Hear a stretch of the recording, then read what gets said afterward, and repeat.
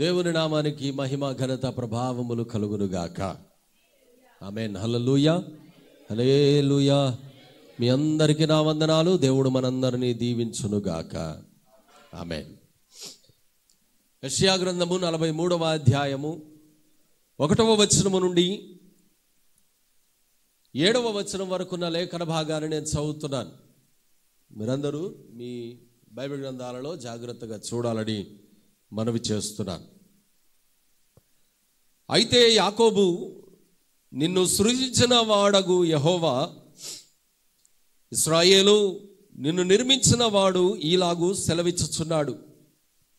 నేను నిన్ను విమోచించి ఉన్నాను, భయపడకుము, పేరు పెట్టి నిన్ను పిలిచి ఉన్నాను, నీవు నా సొత్తు.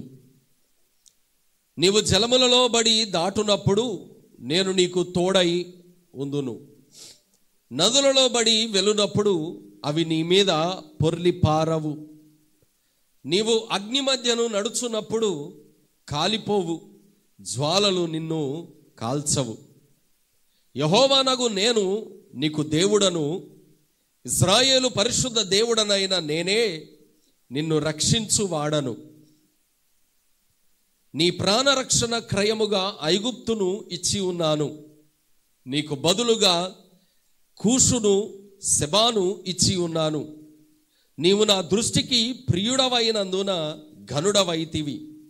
నేను నిన్ను ప్రేమించుచున్నాను గనుక నీకు ప్రతిగా మనుష్యులను అప్పగించుచున్నాను, నీ ప్రాణమునకు ప్రతిగా జనములను అప్పగించుచున్నాను. భయపడకుము, నేను నీకు తోడై ఉన్నాను. తూర్పు నుండి నీ సంతానమును తెప్పించెదను, పడమటి నుండి నిన్ను సమకూర్చి రప్పించెదను. అప్పగింపుమని ఉత్తర దిక్కునకు ఆజ్ఞ ఇచ్చెదను, బిగబట్టవద్దని దక్షిణ దిక్కునకు ఆజ్ఞ ఇచ్చెదను. దూరము నుండి నా కుమారులను, భూదిగంతముల నుండి నా కుమార్తెలను తెప్పించుము.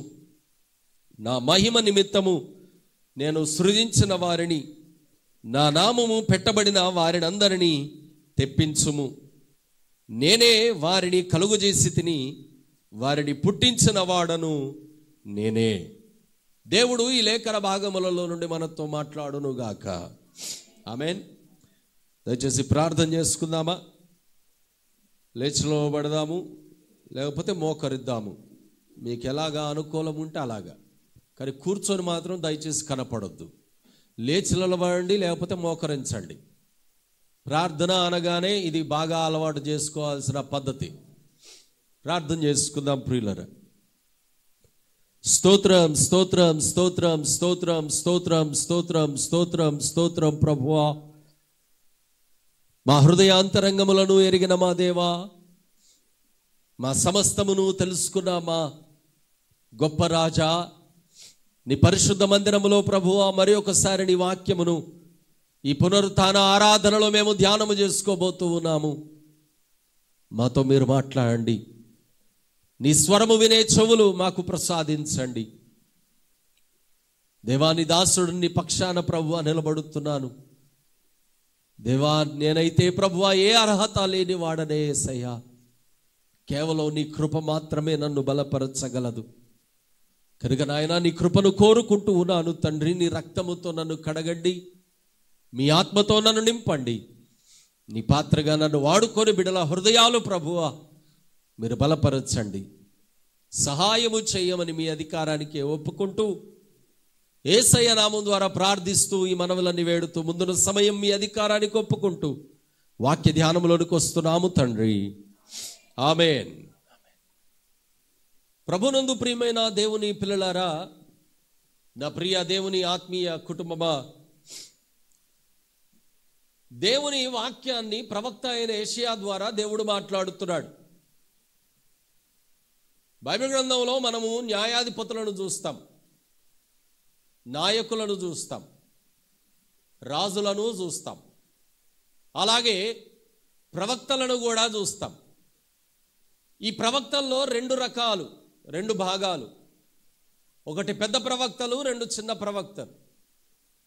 పెద్ద ప్రవక్తలు అంటే వాళ్ళు 10 అడుగులు ఉంటారు, చిన్న ప్రవక్తలు అంటే 3 అడుగులు ఉంటారని కాదు. పెద్ద ప్రవక్తలు అంటే వారు విశేషంగా ఎక్కువ దేవుని దగ్గర నుండి సంగతులను ప్రకటించిన వారు అని అర్థం. చిన్న ప్రవక్తలు అంటే అడపాదడప దేవుడు ఆ సమయానికి తగ్గట్టుగా వాడుకున్నవారు అని అర్థం. పెద్ద ప్రవక్తలైనా చిన్న ప్రవక్తలైనా క్యాడర్ ఒకటే, స్టాండర్డ్ ఒకటే, వారి విలువ కూడా, వాల్యూ కూడా ఒకటే, అది ఎన్నటికీ మారదు. కానీ వారు ప్రకటించినటువంటి వారి ప్రవచనాలు, దేవుడు వారి ద్వారా మాట్లాడినటువంటి సంగతుల యొక్క సంపుటి లేక రాతలను బట్టి వీరు పెద్ద ప్రవక్తలు, వీరు చిన్న ప్రవక్తలు అని విడదీశారు. కాబట్టి ఇప్పుడు ఆ పెద్ద ప్రవక్తలలో ఒక ప్రవక్త, ఫస్ట్ నేమ్ వచ్చేదే ఆయనది, యెషయా గారు. ఈ యెషయా దేవుని చేత బలముగా వాడబడినటువంటి బలమైన ప్రవక్త. బైబిల్ గ్రంథంలో ఉన్న 66 పుస్తకాలలో ఈ యెషయా గ్రంథం ఒక పుస్తకం. కానీ 66 పుస్తకాలన్నిటిలో ఉండి యెషయా గ్రంథాన్ని ఒక్కటి పక్కన పెడితే యెషయా గ్రంథం ఒక్కటే ఒక బైబిల్, మిగిలిన 65 పుస్తకాలు కలిపితే ఒక బైబిల్. అన్ని సంగతులు యెషయా గారు రాశారు. ఆదికాండం 1వ అధ్యాయం నుండి ప్రకటన గ్రంథం 22వ అధ్యాయం వరకు ఎన్ని విషయాలైతే మనం బైబిల్లో చదువుతామో అవన్నీ కూడా ఈ ఒక్క యెషయా గ్రంథంలోనే మనం చూస్తాం. నేను చిన్న వయసులో అనుకుంటా, మా మామయ్య టేప్ రికార్డర్లో క్యాసెట్ పెట్టి ఒక సాక్ష్యం వింటున్నాడు. కొద్దిగా గొప్ప భక్తి ఉండేది మా అమ్మకి మా మామకి. సాక్ష్యం వింటున్నారు. ఆ సాక్ష్యం పరవాస్తు సూర్యనారాయణ గారిది. మన తెలుగు రాష్ట్రాలలో బ్రాహ్మణ వంశము నుండి యేసుక్రీస్తు డైరెక్ట్ ముఖ దర్శనాన్ని చూసి రక్షించబడినటువంటి గొప్ప దైవజనుడు, విశేషమైన పరిచర్య జరిగించిన తన కాలములో దేవుని కొరకు బలముగా నిలబడినటువంటి ఒక దైవ ఇప్పటికీ ఉన్నాడు. హైదరాబాద్లో పరిచర్య చేస్తున్నారు. వయసు అయిపోయింది, ఇప్పుడు వాళ్ళ అబ్బాయి చేస్తున్నాడు. పరవాస్తు సూర్యనారాయణ గారు పరవాస్తు కుటుంబము నుండి వచ్చినవాడు. ఆయనంటే తెలవని వాళ్ళు ఆ రోజుల్లో ఎవరు లేరు. ఆయన సాక్ష్యం చెబుతున్నాడు. ఆయన గ్రంథాలు చదువుతున్నప్పుడు ఆయన గ్రంథాలలో ఒక మాట ఆయనను బలంగా తాకిందట. ఆ మాట యొక్క అన్వేషణ ప్రారంభించాడు. ప్రారంభించి ఒకరోజు వాళ్ళ ఊర్లో ఏదో యాగము చేయాలని ఏర్పాట్లు చేయడానికని, ఆ యాగము కొరకైన ఉపకరణాలు కొనడానికని పట్టణానికి వెళ్ళి షావుకారి దగ్గర వస్తువులు కొంటున్నప్పుడు ఎక్కడి నుండో మైక్లో ఒక పాట వినబడుతుంది.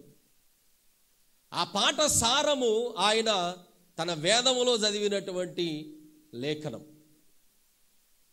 నేను చదివింది పాట రూపంలో వినబడుతుంది, ఇది ఎక్కడ ఆశ్చర్యం అని ఆ పాటను పట్టుకొని, ఆ వినబడుతున్నటువంటి ఆ స్వరాన్ని పట్టుకొని వెతుక్కుంటూ వెళ్ళాడు. చివరికి వెళ్ళి చూస్తే చర్చ్, అది ఇట్స్ ఎ చర్చ్.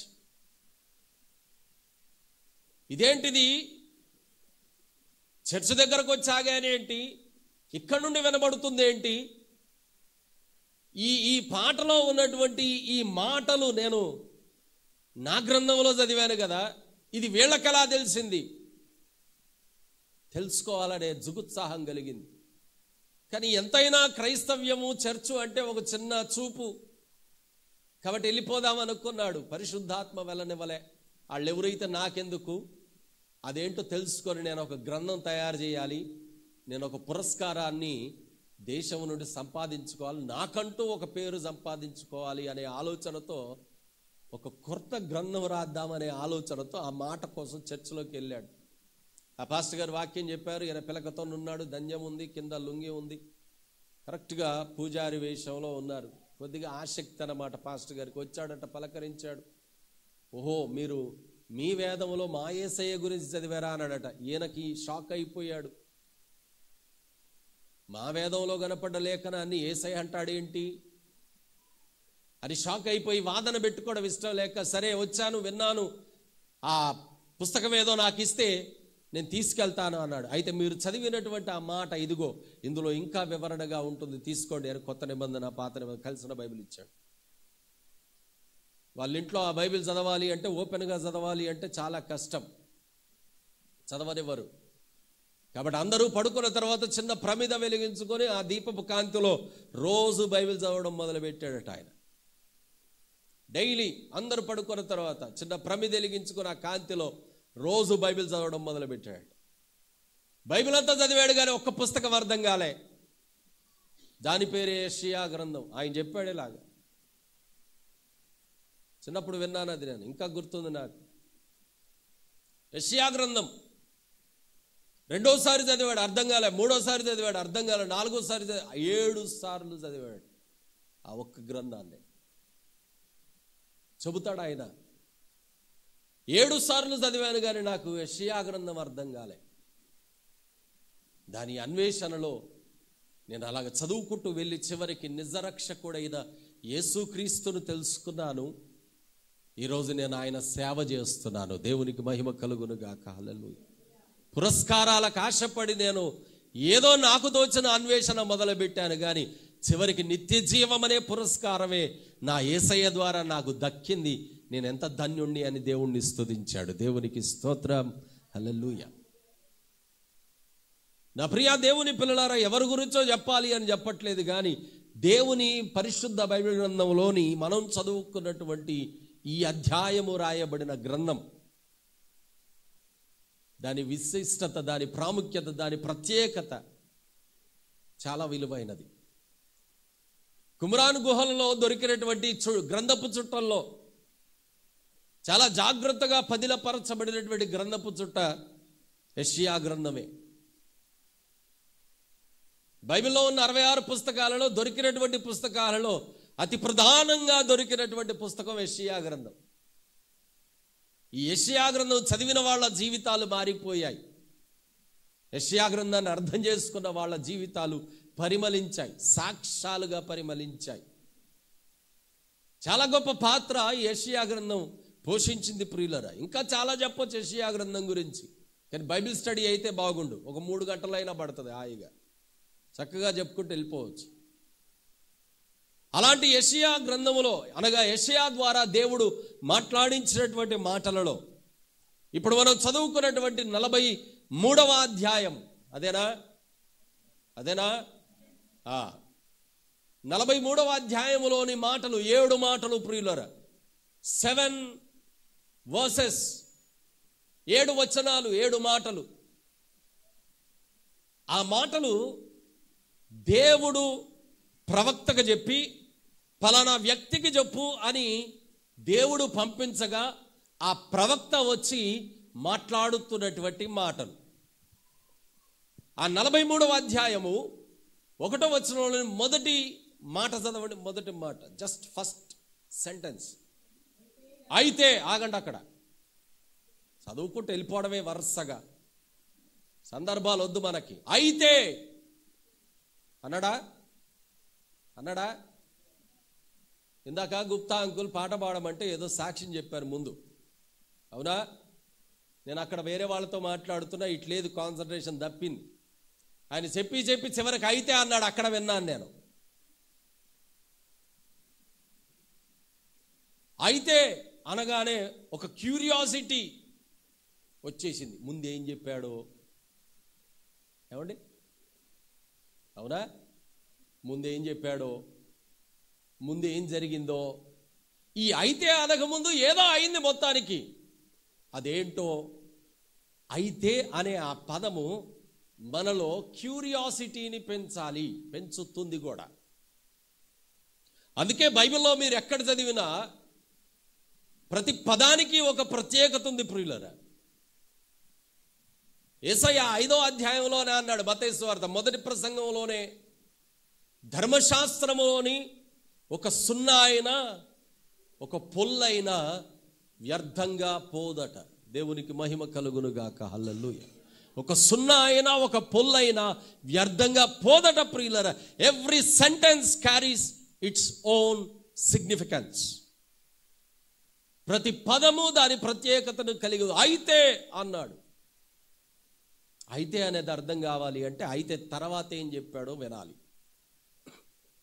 ఏం చెబుతున్నాడు చదవండి. అయితే యాకోబు, అది సంగతి. యాకోబుకు చెబుతున్నాడండి. పోయిన వారం మనం ఒక వాక్యాన్ని నేర్చుకున్నాం. ఎంతమందికి గుర్తుంది? ఎంతమందికి గుర్తుంది చెప్పాలి? గుర్తుందా? గుర్తుందన్న వాళ్ళు చేయొద్దండి. మర్చిపోతే చేసేది ఏమీ లేదనుకోండి. ఎందుకు మర్చిపోయారని గోడ కుర్చీ ఏపీలేను, అలాగని చెప్పి ఒక కర్ర పట్టుకోలేను. కాబట్టి గుర్తుపెట్టుకుంటే మీకే మంచిది. ఎందుకు మాట్లాడుతున్నాడు దేవుడు? మీ కొరకేగా మాట్లాడేది. గుర్తుపెట్టుకోకపోతే ఎట్టా? మర్చిపోతే ఎట్లా? పోయిన వారం దేవుడు మాట్లాడినప్పుడు ఇదే యాకోబు గురించి మాట్లాడు. యాకోబు ఒక్కడు మిగిలిపోయాడు. చెప్పండి అందరూ, కాదా? అంతా అయిపోయిన తర్వాత ఓ తల్లి నా దగ్గరికి వచ్చాడు, నాతోనే దేవుడు ఇప్పుడు చెప్పండి మరి ఏం మాట్లాడాడు దేవుడు పోయిన వారం? నాతోనే దేవుడు మాట్లాడాడు. అవును, మరి నీతోనే మాట్లాడాడు దేవుడు, మీతోనే మాట్లాడుతున్నాడు దేవుడు. మరి మీరు గుర్తుపెట్టుకోకపోతే ఎట్టా? ఏమండి కదా? గుర్తుపెట్టుకోవాలి, మర్చిపోవద్దు దేవుని వాక్యం. యాకోబు ఒక్కడేముగా మిగిలిపోయాడట. చూసారా? మళ్ళీ అదే యాకోబుతో మాట్లాడిస్తున్నాడు దేవుడు యెషయా ప్రవక్త ద్వారా. దేవునికి మహిమ కలుగునుగాక. హల్లెలూయా. అంటే ఆది కాండంలో ఉన్న యాకోబు యెషయా గ్రంథం వరకు బ్రతుకున్నాడా అనకండి, వెర్రి ప్రశ్న అది. బ్రతికిలేడు, ఎప్పుడో చచ్చిపోయాడు ఆయన చచ్చిపోయాడు. కానీ ఆయన కన్న పిల్లలందరూ ఒక పెద్ద జనాంగం అయ్యారుగా. వాళ్ళందరినీ పట్టుకొని యాకోబు అని పిలుస్తున్నాడు తండ్రి అయిన దేవుడు.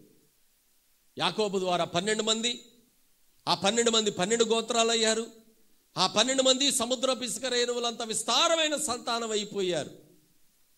విస్తారమైన సంతానమైన వాళ్ళందరినీ కూడా ముకుమ్మడిగా కలిపి దేవుడు అంటున్నాడు యాకోబు. చెప్పండి అందరూ ఏమంటున్నాడు? యాకోబు. అయితే యాకోబు ఏం చేశాడు? దేవుని దగ్గర ఒంటరిగా మిగిలిపోకముందు తన ఇష్టానుసారంగా బ్రతకలేదా? ఏమండి, 14 సంవత్సరాల ఒక అమ్మాయి కోసం ఊడిగం చేస్తాడా? 14 years, 14 సంవత్సరాలు ప్రేమించిన దాని కొరకు పాసి పని చేశాడు మామింట్ల. మొత్తానికి సంపాదించుకున్నాడు 14 years. ఎన్ని చేయొచ్చు ఆ 14 సంవత్సరాల్లో?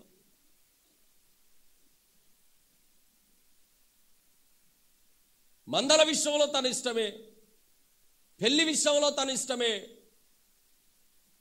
తనకు సంబంధించిన ఏ విషయంలో అయినా తన ఇష్టమే.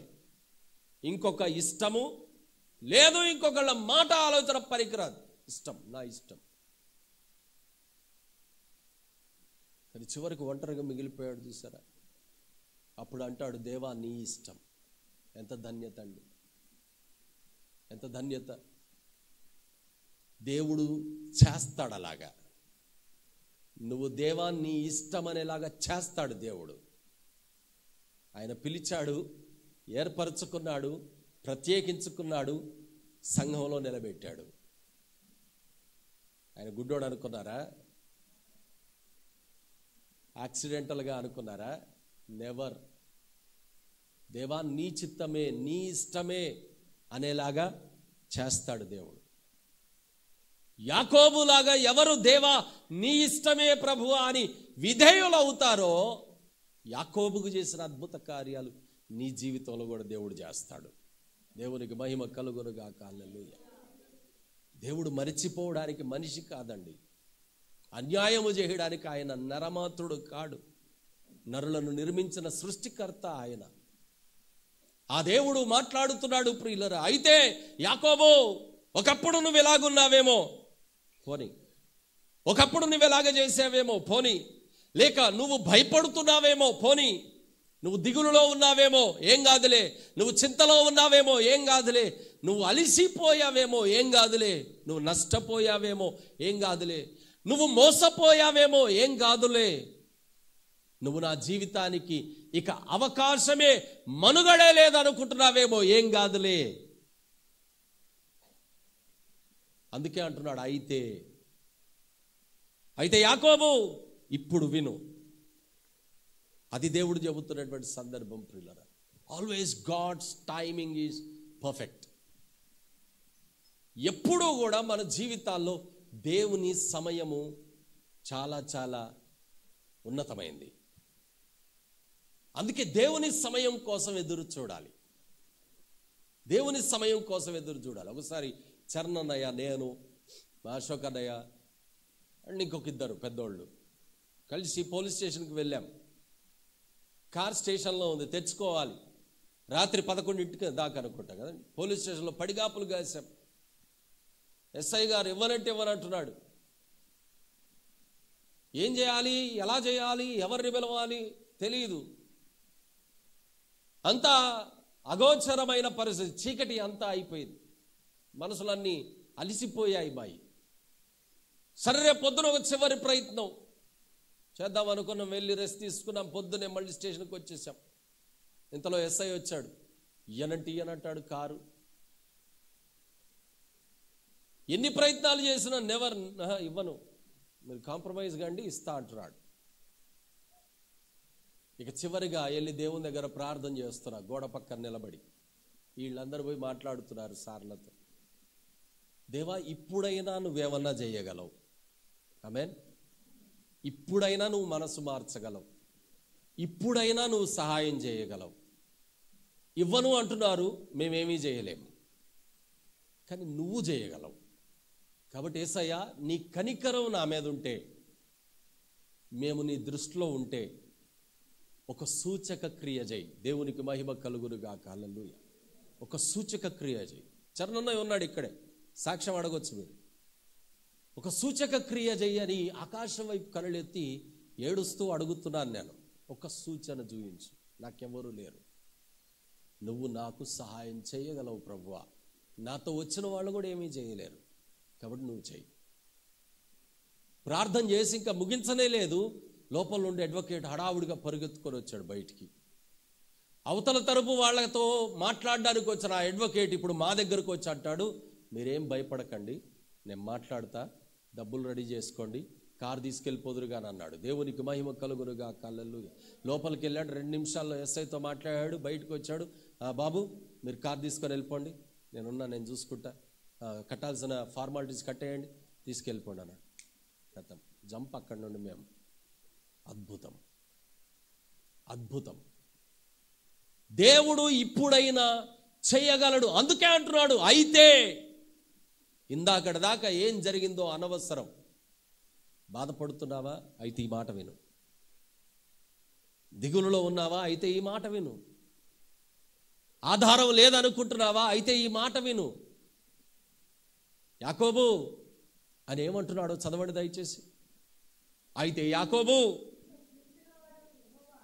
ఇప్పుడు నీ సృష్టికర్త అయిన దేవుడు మాట్లాడుతున్నాడు, మనుషులు మాట్లాడట్లేదు. He is God who is talking to you. నీ దేవుడు మాట్లాడుతున్నాడు. ఏమంటున్నాడు? యెహోవా, ఇశ్రాయేలు, నిన్ను నిర్మించిన వాడు ఈలాగు సెలవిచ్చుచున్నాడు. ఒక్క నిమిషం ఆగుదామా? పైన ఏమన్నాడు? యాకోబు అన్నాడా? యాకోబు అన్నాడా? 2వ లైన్లో ఏమంటున్నాడు? ఏనెవరు మరి? ఏనెవరండి? చెప్పరు. యాకోబే. యాకోబే ఇశ్రాయేలు అయ్యాడు. ఒంటరిగా మిగిలిపోయాడని చెప్పా కదా. దేవా, నువ్వు నన్ను దీవిస్తేనే తప్ప నిన్ను విడిచిపెట్టను అని కాలు పట్టుకుంటే కాలెరగొట్టాడు దేవుడు. అయినా విడిచిపెట్టలేదు. అందుకే దేవుడు అన్నాడు, అయితే నువ్వు ఇశ్రాయేలుగా దీవించబడు, పో, ఇశ్రాయేల్లో దీవించాడు. ఇశ్రాయేలుగా దీవించబడ్డ తర్వాత కూడా దేవుడు మాట్లాడాల్సి వస్తుంది. చూసారా? మనం ఎన్ని సంవత్సరాల సీనియర్? మనం బాప్తిజం పొంది ఎన్ని సంవత్సరాలు అయింది? నేను పొంది 22 సంవత్సరాలు అయింది. రాసుకుంటే 22, చెప్పుకుంటే 22. అయితే కష్టాలు ఏమన్నా ఒకటి తగ్గిందా? శోధనలు ఏమన్నా తగ్గాయా? అవసరాలు ఏమన్నా తగ్గాయా? మరి 22 ఏంటది? చెప్పుకోవడానికి అంతే గొప్ప. నేను అప్పుడు. అయితే ఏంటి? నువ్వు ఎంత సీనియర్ అయినా, ఎంత ఇశ్రాయేలు అయినా, దేవుని మాట నీ దగ్గరకు రాకపోతే ఆ ఇశ్రాయేలు అనే పదము కూడా వేస్ట్ అండి. దేవునికి మహిమ కలుగునుగాక. హల్లెలూయా. ఇశ్రాయేలు అయినంత మాత్రాన ఏమీ లేదు. దేవుని మాట నిత్యము నీతో ఉండాలి. దేవుని వాక్కు నిత్యము నీలో ఉండాలి. దేవుని మాట నిత్యము నిన్ను నడిపించాలి. అప్పుడే నీకు క్షేమము. నువ్వు యాకోబుగా ఉన్నా నీకు దేవుని మాట అవసరం. నువ్వు ఇశ్రాయేలుగా మారినా సరే నీకు దేవుని మాట అవసరమే. ఆ యాకోబుగా ఉన్నా ఇశ్రాయేలుగా ఉన్నా దేవుడు మాత్రం ఒక్కడే. చూసారా? అందుకే యేసయ్య అన్నాడు యోహాను సువార్త 10వ అధ్యాయంలో. ఏమన్నాడు చెప్పండి? సందర్భం చూస్తే ఏమీ దొరకదాడా. మీరు 10 రోజులు చదివినా మీకు అది దొరకదు. సీరియస్లీ ఏమన్నాడు చెప్పండి? సందర్భాన్ని బట్టి చెప్పాలి టక్కన. ఆత్మీయులు ఏమన్నాడు యేసయ్య? అది ఏ దగులుతా చెప్పేయండి నోటికి. నేనే మార్గం సత్యం జీవం అయిపోయా చెప్పేశాను. నేను ఆది అందు వాక్యం ఉండను చెప్పేశాను. నేను లోకమునకు వెలుగు చెప్పేశాను. నేను అట్ట కాదు. చదివారు ఎప్పుడైనా యోహాను సువార్త 10వ అధ్యాయం? ఏముంటుంది అక్కడ? యేసయ్య నేను కాపరిని అని చెప్పుకున్న సందర్భం ఉంటుంది. నేను గొర్రెలకు మంచి కాపరి అది కాదు, సందర్భాన్ని బట్టి చెప్పమన్నాను. అందుకే యేసయ్య ఏమన్నాడు తెలుసా? నాకు బయట కూడా కొన్ని గొర్రెలు ఉన్నాయి, నేను వెళ్ళాలి అన్నాడు. దేవునికి మహిమ కలుగును గాక. హల్లెలూయా. అంటే యాకోబు లాంటి వాళ్లకు ఈయనే దేవుడు, ఇశ్రాయేలుకు కూడా ఈయనే దేవుడు. అంటే బయటున్నోడు లోపలికి రావాలి అంటే యేసయ్య ద్వారము, లోపనున్నోడు లోపలే ఉండాలి అన్నా యేసయ్యే ద్వారం. అందుకే అన్ని సమయాలకు అన్ని సందర్భాలకు అందరికీ తగినవాడు యేసయ్య. దేవుని వాక్యం అంటుంది యేసయ్య చాలు. Amen. He is enough. Yesayya చాలు. ప్రియ దేవుని పిల్లలారా, యెషయా గ్రంథం 43వ అధ్యాయములోని మొదటి వచనం మాట్లాడుతుంది. He is God for everyone. ఆయన ప్రతి ఒక్కరికి దేవుడు. అందుకే అపోస్తలుడైన పేతురు గారు అన్నారు, యేసుక్రీస్తు అందరికీ ప్రభువు. యేసుక్రీస్తు అందరికీ ప్రభువు. ఆయన ఎవ్వరికి నేను ప్రభువును కాదు అనేవాడు కాదు. ప్రియులారా, ఇప్పుడు గమనించండి. ఇప్పుడు యాకోబుతో మాట్లాడుతున్నాడు, ఇశ్రాయేలుతో మాట్లాడుతున్నాడు. యాకోబుతో మాట్లాడేటప్పుడు ఏమన్నాడు? యాకోబు నిన్ను, చెప్పాలి గట్టిగా, నిన్ను సృజించినవాడు. ఇశ్రాయేలు నిన్ను. తేడా ఏంటండి?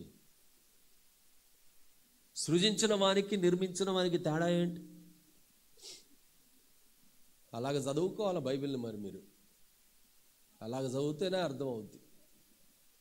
సృజించిన వాడంటే తయారు చేసావు అంతే. నిర్మించిన వాడవంటే కట్టావు అని అర్థం. You built me. బిల్ట్ కట్టడం. కట్టడం అంటే అమర్చడం. అమర్చడం. ఎలాగ పడితే అలాగ అమర్చరు. ఏమండి? బీరువాలో చీరలు సర్దుకుంటారు ఆడవాళ్ళు. ఎలా సర్దుకుంటారు? అవునా? ఏ రకాంది? నీకున్నాయా చీరలు? ఎందుకు నవ్వుతున్నావు మే? ఏ రకాంది ఆ రకానికే. సరే మేము అనుకుంటాం, నేను అనుకుంటా. ఏ సూట్ సెక్షన్ దానికే, ఏ షర్ట్ సెక్షన్ దానికే, ఏ ప్యాంట్ సెక్షన్ దానికే. అది ట్రౌజరా, అది బ్రీఫా, అది వెస్టా, అది షర్టా, అది ప్యాంటా, అది బ్లెజరా, అది టైయా, దేని సెక్షన్ దానికే. Nothing mingles with anything. ఏది దేంతో కూడా కలవదు. అమర్చడం, నిర్మించడం. ఒకసారి నువ్వు ఆ సంఘములోనికి, దేవుని మందిరంలోనికి వచ్చిన తర్వాత నీ దేవుడు నిన్ను నిర్మిస్తున్నాడు. He is building you. ఎత్తుగా, వంకరగా, ఏపుగా పెరిగినవన్నీ చెక్కేసి నిన్ను దేవుడు తన పోలికలోనికి, తన రూపములోనికి మలుచుకుంటున్నాడు. అందుకే నిర్మించిన అని రాశాడు. ఆమేన్. అర్థమైందా ఇప్పుడు?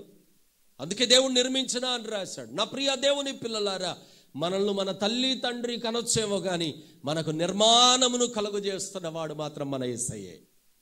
అందుకే దేవుని వాక్యం అంటుంది, ఆయన ప్రధాన శిల్పకారుడై ఉండి మనలను తన పోలికలో, తన రూపములోనికి మార్చుకుంటున్నాడట. ప్రియులరా, అలాగ మనల్ని మార్చుకుంటూ ఉండగా ఇప్పుడు దేవుడు వాగ్దానం ఇస్తున్నాడు. చూడండి 2వ వచనం నుండి దయచేసి. మొదటి వచనంలో 2వ భాగమే. నేను నిన్ను విమోచించి ఉన్నాను. ఒకటి వేసుకోండి పైన. సుమా వింటున్నావా అమ్మా? ఒకటి వేసుకో. ఎక్కడ? విమోచించి ఉన్నాను అనే మాట పైన ఒకటి అని అంకేసుకోవాలి. మొట్టమొదటిగా యాకోబుతో, ఇశ్రాయేలుతో సృష్టికర్త అయిన దేవుడు, నిర్మాణకుడైన దేవుడు, ప్రభు అయిన యేసుక్రీస్తు తండ్రి అయిన దేవుడు మాట్లాడుతూ అంటున్నాడు, నేను నిన్ను విమోచించాను. దయచేసి అందరం చెబుదాం ఈ మాట. నా దేవుడు, ప్లీజ్ చెప్పాలి నాతో, నా దేవుడు నన్ను విమోచించాడు. విమోచించాడు అంటే అర్థం ఏంటో తెలుసా? పాపపు బంధకాలు నిన్ను బంధించేసి ఉంచాయి. శాపపు కట్లు నిన్ను బంధించేసి ఉంచాయి. ఆశీర్వాదము లేదు, సమాధానము లేదు, నెమ్మది లేదు, క్షేమము లేదు, సంతోషము లేదు. గాలికి తెగిపోయిన గాలిపటములాగా ఎగిరిపోతుంది జీవితం. ఎక్కడ ఆగిపోతుందో తెలవని కన్ఫ్యూజన్, గందరగోళం. వాటన్నిటినీ యేసయ్య తన కలువరి శిలువలో తెంపివేశాడు ప్రియులారా. ప్రతి బంధకమును ఆయన కొట్టివేశాడు. అందుకే అంటున్నాడు, నేను నిన్ను విమోచించాను. ప్రపంచములో దేవుళ్ళుగా పిలువబడుతున్న ఏ ఒక్కడు చెప్పని అద్భుతమైన మాట, ఐ సేవ్డ్ యూ. దేవునికి మహిమ కలుగునుగాక. హల్లెలూయా. నేను నిన్ను విమోచించాను. ఎంత బలమైన మాట కదా. అందుకే మనం సంతోషించాలి ప్రియులరా. అందుకే మనం ఆనందించాలి. నీ విమోచకుడు నీతో మాట్లాడుతున్నాడు, నేను నిన్ను విమోచించాను, నేను నిన్ను విమోచించాను. ఒకరోజు మా నాన్న అంటున్నాడు నాతో, నేను కన్నాను రా నిన్ను, నేను కన్నాను నిన్ను. ఓహో, ఎందుకన్నాడు ఆ మాట? Because he's my father. ఇప్పుడు తండ్రి అయిన దేవుడు అంటున్నాడు, నేను నిన్ను విమోచించాను. Can you understand the power of that word? The heart of God. బాగుంది కదా? లోపల లోపల నవ్వుకుంటున్నావా? గట్టిగా నవ్వు. అదేదో the power of God, God's heart, దేవుని హృదయం ప్రియులారా. నేను నిన్ను విమోచించాను. నువ్వు గుర్తుపెట్టుకుంటే నువ్వు భయపడవేక, నువ్వు దిగులు పడవు. నాకు ఒక మాట బాగా నచ్చుతుంది. సామెతల గ్రంథంలో రాస్తాడు, మొదటి అధ్యాయంలోనే సొలొమోను గ్రంథకర్త ఆఖరి వచనాల్లో రాస్తాడు, కీడు వచ్చునన్న భయము లేక నెమ్మదిగా ఉండును. ఉండును. అతడు కీడు వచ్చునన్న భయము లేక నెమ్మదిగా ఉంటాడట. ఎవడు? నా దేవుడు, నా విమోచకుడు అని నమ్మినవాడు. ఆమేన్. నా ప్రియ దేవుని పిల్లలారా, దయచేసి ఈ మాటలు మీరు చాలా జాగ్రత్తగా గుర్తుపెట్టుకోవాలి. నిన్ను విమోచించాను అంటున్నాడు దేవుడు. చూడండి దయచేసి తర్వాత, భయపడకుము, పేరు పెట్టి నిన్ను పిలిచి ఉన్నాను. దేవునికి మహిమ కలుగునుగాక. హల్లెలూయా. ఆ పిలిచి ఉన్నాను దగ్గర అండర్లైన్ చేసి 2 అని ఎంకేసేసుకోండి. మీకు మీరు చెప్పుకోవాల్సిన మాటలు అయ్యి. చెప్పండి అందరు ఇప్పుడు, నా దేవుడు నన్ను, నోళ్ళు లేవా? గట్టిగా చెప్పరా? నా దేవుడు నన్ను పేరు పెట్టి పిలిచి ఉన్నాడు. పిలిచి ఉన్నాడు. ప్రియ దేవుని పిల్లలారా, నీ పేరుతో సహా తెలుసుకున్న దేవుడు నీ దేవుడు. కాబట్టి ఆయనకి నీవెదుర్కొంటున్నవన్నీ కూడా తెలుసు. ఆయన నిన్ను పిలుస్తున్నాడు. గమనించారా? పిలుస్తున్నాడు ఆయన. నువ్వేమో బాధలు చెప్పుకుంటున్నావు, నువ్వేమో కష్టాలు చెప్పుకుంటున్నావు, నువ్వేమో సమస్యలు చెప్పుకుంటున్నావు, నువ్వేమో నీ ఇబ్బందులు చెప్పుకుంటున్నావు, నీ అవసరాలు చెప్పుకుంటున్నావు. కానీ ఆయన అన్నీ విన్న తర్వాత he is just calling you. పిలుస్తున్నాడు. నా భార్య ఒకరోజు తన బాధ అంతా నాకు చెప్పుకుంటుంది. ఇలాగా అలాగా అలాగా ఇలాగా అది ఇది ఇది అది 10 నిమిషాలు 15 నిమిషాలు అయిపోయింది. అన్నీ విన్న తర్వాత చివరికి నేను అన్నాను, అమ్మాయి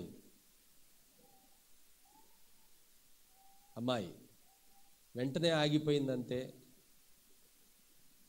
ఆగిపోయింది, ఇక మాట్లాడలే. అంటే షీఈ్ రెడీ టు లిజన్. నేనేం చెబుతానో వినడానికి తను రెడీ అయిపోయింది. దేవుడు కూడా అంతే.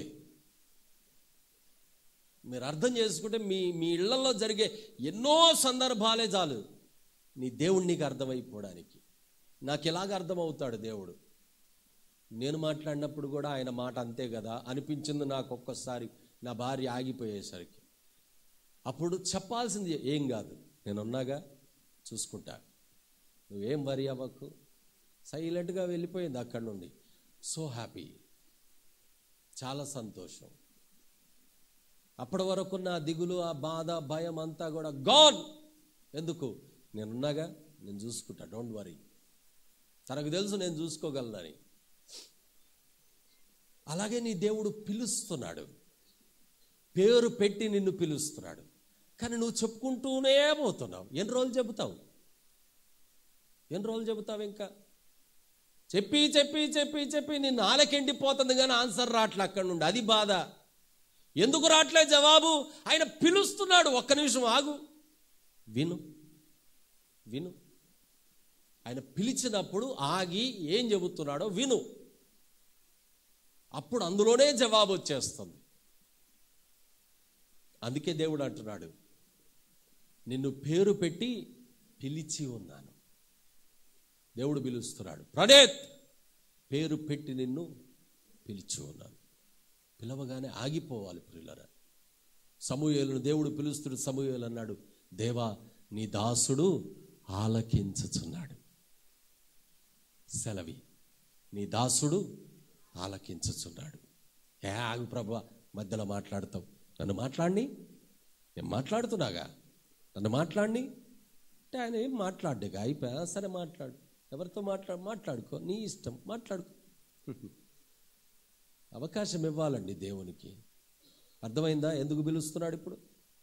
He is calling you in every circumstances. ప్రతి పరిస్థితుల్లో ఆయన నిన్ను పిలుస్తున్నాడు. ఆ పిలుపుకు లోబడు. 3వ వచనం దయచేసి 2వ వచనంలో, దేవుని చిత్తమైతే వచ్చే వారం కంటిన్యూ చేస్తాను. కమాన్. నీవు నా సొత్తు. అది దేవునికి మహిమ కలుగును గాక. హల్లెలూయా. దేవుడు ఎందుకు పిలుస్తున్నాడు? ఒక్క నిమిషం ఆగి ఆలోచించి చెప్పు ప్రభువా అంటే దేవుడు చెప్పే మొట్టమొదటి మాట, యు ఆర్ మైన్. నువ్వు నా సొత్తు, నువ్వు నా భార్యవే. నీకు కాకపోతే ఎవరికి చేస్తా? అయిపోయా. నువ్వు నా భర్త బా, నీ మాట కాకపోతే ఎవరి మాట వింటా? అయిపోయా. నువ్వు నా కొడుకురా, నీకు కాకపోతే ఎవరికి ఇస్తా? అయిపోయా. నువ్వు నా ఫ్రెండ్ ఓయ్, నీకు కాకపోతే ఎవరికి సహాయం చేస్తా? అయిపోయా. నువ్వు నా, you are mine, a personal thing. దేవుడు అంటున్నాడు, నువ్వు నా సొత్తు, యు ఆర్ మై ప్రాపర్టీ. మీరు అర్థం చేసుకుంటున్నారు అనుకుంటున్నాను. ఎంత బలమైన మాటలు! వివరించడానికి మాటలు రావట్లేదు. దేవుని మాట, నువ్వు నా సొత్తు, నువ్వు నా ప్రాపర్టీ. దిక్కులేక ఏడుస్తున్నప్పుడు, చద్దామని డిసైడ్ చేసుకుంటున్నప్పుడు యేసయ్య వచ్చి అన్నాడు, నువ్వు నాకు కావాలి అన్నాడు. ఆశ్చర్యం వేసింది నాకు. నిన్ను చంపుతామురా అన్నారు ఫ్రెండ్స్. పేరెంట్స్ కూడా స్కెచ్ గీశారు. అయిపోవాలి అసలు. భయంకరమైన పరిస్థితి అది. చెబితే మళ్ళీ మళ్ళీ చెబుతున్నాడు అనుకుంటారు, కానీ కళ్ళ ముందు తిరిగితే అసలు ఏంటి జీవితం అనిపిస్తుంది. అలాంటి టైంలో వచ్చాడు యేసయ్య. వచ్చి అన్నాడు, నువ్వు నాకు కావాలి అన్నాడు. ఎంత అద్భుతం! నువ్వు వద్దు అనే మనుషులు ఉంటారేమో కానీ యేసయ్య మాత్రం ఎన్నటికీ నువ్వు వద్దు అనడు. ఎందుకో తెలుసా? నువ్వు ఆయన సొత్తు. నువ్వు ఆయన సొత్తు కాబట్టి ఆయన నీకు ఇచ్చే వాగ్దానం చదువుదామా ఒకసారి. మిగిలిన వచనాలు తర్వాత మీకు నేను వివరిస్తాను. దయచేసి చూడండి, ముగించేసుకుందాం. యెషయా గ్రంథం 41వ అధ్యాయం.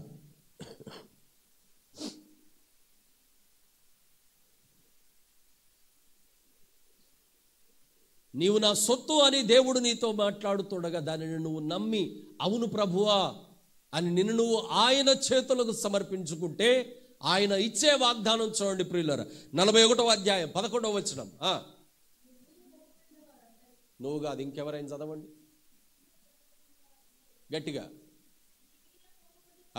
నీ మీద కోపపడిన వారందరూ సిగ్గుపడి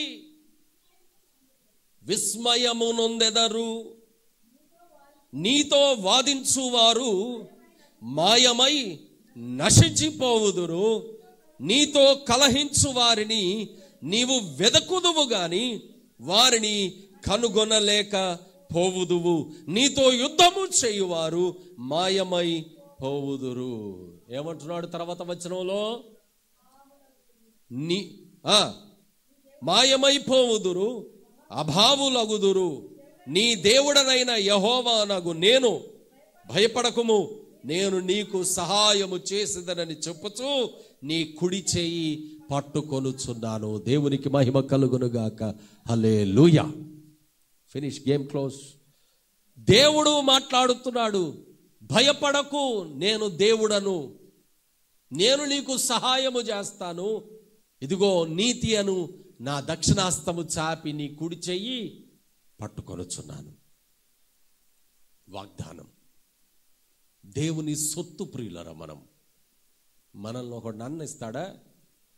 మనల్ని ఒకడు అవమానపరచనిస్తాడా? ఆయన ఊరుకునే దేవుడు కాదు ప్రియులరా.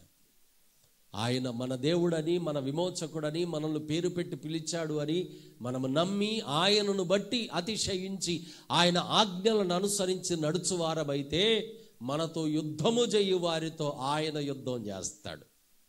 ఆయన యుద్ధం చేస్తే మనం భూతద్దం పెట్టుకొని వెతకాలి వాళ్ళనిక, కానీ వాళ్ళు కనపడరు. అలాగ చేస్తాడు దేవుడు. ఆమేన్. అది ఒక తండ్రి తన పిల్లలకు చేసినట్లుగా దేవుడు తన పిల్లలైన మీకు చేసేటటువంటి గొప్ప కార్యం. అది శ్రమ కావచ్చు, అది మనిషి కావచ్చు, అది అవసరత కావచ్చు, అది శోధన కావచ్చు, నిన్ను ఇబ్బంది పెట్టే ఇబ్బంది కావచ్చు. నీ దేవుని సొత్తు అని నీవు నమ్మి ఆయన ఆజ్ఞలలో స్థిరంగా నిలబడి ఉండు. ఆయన యుద్ధం చేస్తాడు. ఇందాక బాడంగా ఆరాధనలో యుద్ధము యెహోవాదే పాడతామంతే, కానీ ఇప్పుడు ఏం చెప్పారు? అలాగా చెప్పాలి దేవునితో, దేవా యుద్ధము నీది, రా ప్రభువా యుద్ధం చేయి. మొత్తం కనబడకుండా చేస్తాడు దేవుడు. కాబట్టి అలాంటి దేవుణ్ణి నీ దేవునిగా నీవు కలిగి ఉన్నావు. ధైర్యంగా ఉండు. ఆయన నీకు తోడై ఉన్నాడు, భయపడకు. నీ విమోచకుడు నీకు సహాయుడు, కాబట్టి దిగులు పడకు. ఆయన నిన్ను పేరు పెట్టి పిలుస్తున్నాడు, ఆయన నిన్ను విమోచించాడు, ఆయన నిన్ను నిర్మించాడు, ఆయన నిన్ను సృజించాడు. స్థిరంగా నిలబడు, దేవుడు సహాయం చేస్తాడు. దేవుడు నీకు తోడై ఉండును గాక. ఆమేన్. ప్రార్థన చేసుకుందాం. ప్రార్థన. మహాపరిశుద్ధుడా, ప్రేమగల తండ్రి, కృపగలనైనా గొప్ప దేవుడా, మీకే స్తుతులు స్తోత్రములు చెల్లించుకుంటున్నామయ్యా ప్రభా. తండ్రి, మా సహాయకుడా, మాకు తోడై ఉన్న గొప్ప దేవా, మీకే వందనములు చెల్లించుకుంటున్నామయ్యా. ఆరాధనంతట్లోనైనా ప్రభా మీరు మాకు తోడై ఉండి నడిపించిన విధానాన్ని బట్టి వందనములు. దైవజనుడి ద్వారానైనా శ్రేష్టమైన వాక్యమును మాకు అందించిన గొప్ప దేవుడా, మీకే వందనములు. మీరు మా విమోచకుడు తండ్రి నాయనా ప్రభా. మమ్మల్ని పేరు పెట్టి పిలిచిన గొప్ప దేవుడా, మీకే స్తోత్రములు నాయనా ప్రభా. తండ్రి నాయనా, మా కుడి చేయి పట్టుకొని మాకు సహాయము చేసే గొప్ప దేవుడా, మీకు వందనములు. మాకు తోడై ఉండే గొప్ప దేవుడా, మీకు స్తోత్రములు చెల్లించుకుంటున్నాము తండ్రి నాయనా ప్రభా. దేవా నాయనా ప్రభా, బల్లారాధనలోనైనా ప్రభా మేము పాలు పంచుకొని చుండగానైనా ప్రభా మీరే మమ్మల్ని పరిశుద్ధపరచండి నైనా ప్రభా. మేము చేసిన నైనా ప్రభా పాపములు నైనా ప్రభా ఏమైనా ఉంటేనైనా ప్రభా మీరే క్షమించి నైనా ప్రభా శరీర రక్తంలోనైనా ప్రభా పరిశుద్ధతతోనైనా చేయి వేసే కృపను మాకు దయచేయమని ప్రభా యేసు నామమున ప్రార్థిస్తున్నాము తండ్రి. ఆమేన్.